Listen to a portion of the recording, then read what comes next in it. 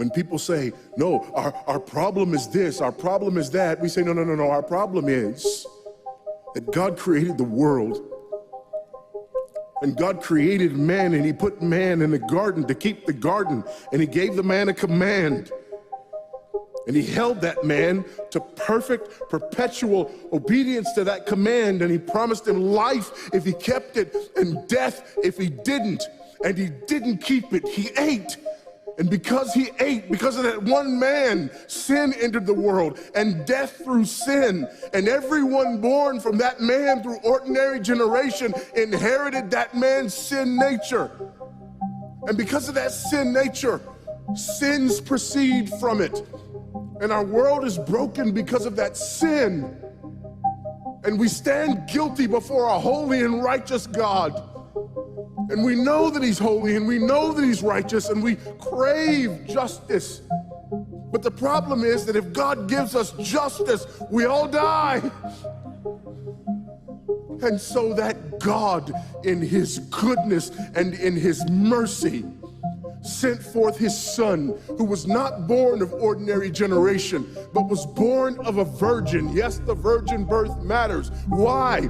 Because if he's born of ordinary generation, he's born in sin. But because he's not born of ordinary generation, he's not born in sin. He's clean of sin. His record is clean, and he keeps his record clean. And he obeys God's law. And because he's fully God and fully man, he obeys the law of God on our behalf in his active obedience.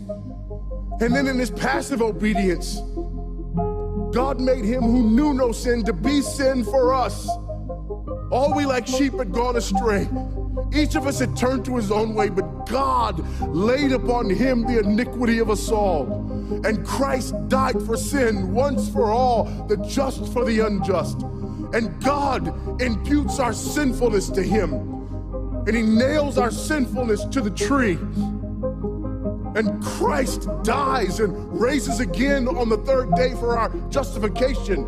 And there's another imputation. The righteousness of Christ is actually imputed to us, so that God can be both just and the justifier of the one who places faith in Jesus Christ, so that all those who come to Christ may enter in, so that all those who place faith in Christ might be saved, but not only saved, but sanctified, because he's the firstborn of many brethren.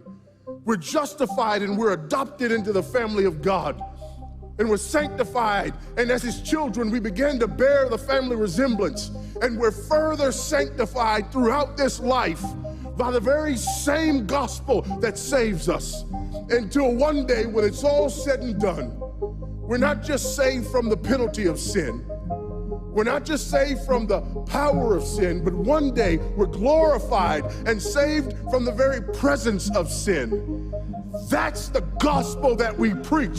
That's the gospel that we need. And that's the gospel that's more than enough.